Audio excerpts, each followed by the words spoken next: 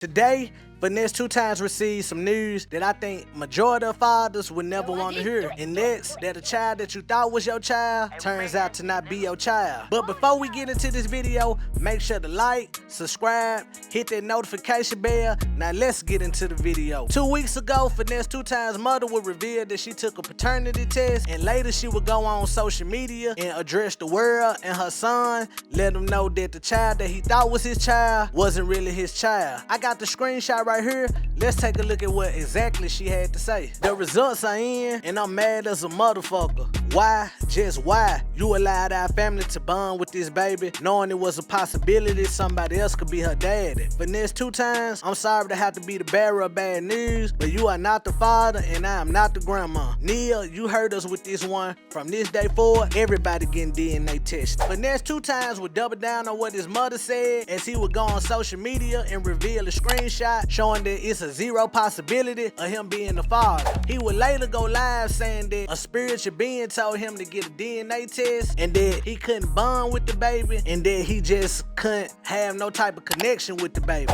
Let's take a look at that video.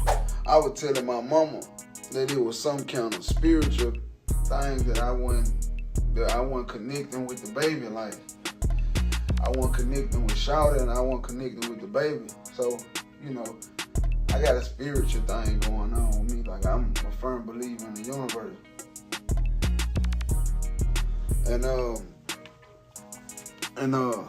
So I told my mama that.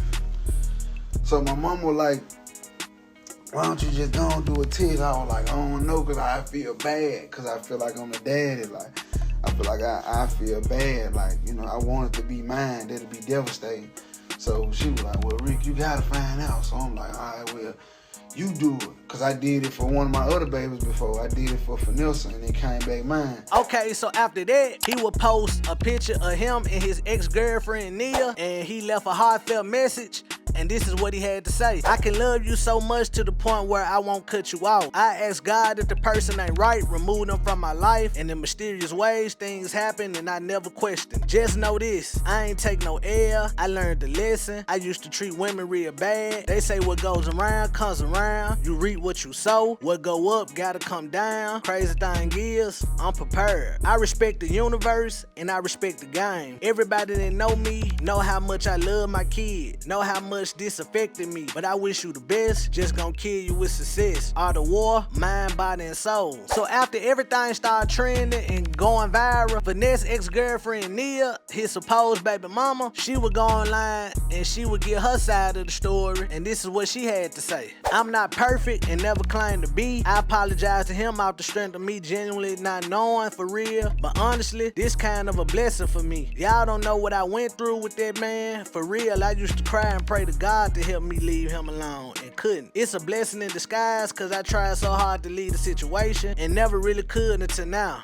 So like Finesse, she would later go live and she would address some things. She said that 2 weeks after her and Finesse broke up, she would get back with her ex. They had sex and that's how the baby was conceived. She would also say that she went through ups and downs with Finesse. She was treated wrong. When she wanted to leave, she just couldn't leave. And basically she tried to justify her actions of throwing a baby on him. Let's take a look at that. It was my birthday and I wanted to go celebrate with my friends, but he's the type of person, he just wasn't feeling that. Like, he just didn't want me to go outside. So anyway, long story short, we broke up because of that. And I went on about my business. We was not together for a good, I want to say like a good 2 weeks or something like that before we got back together. But in that time, I was doing my own thing. I was single.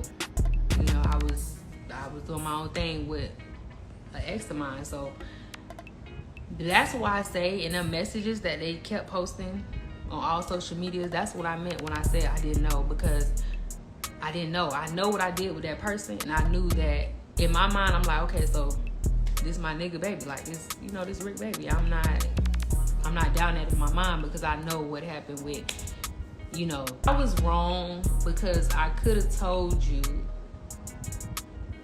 that I did do something with somebody else when we went together, but honestly, I don't feel bad because I was going through a lot with you. Like, that relationship wasn't perfect. Like, when I did what I did, we wasn't together.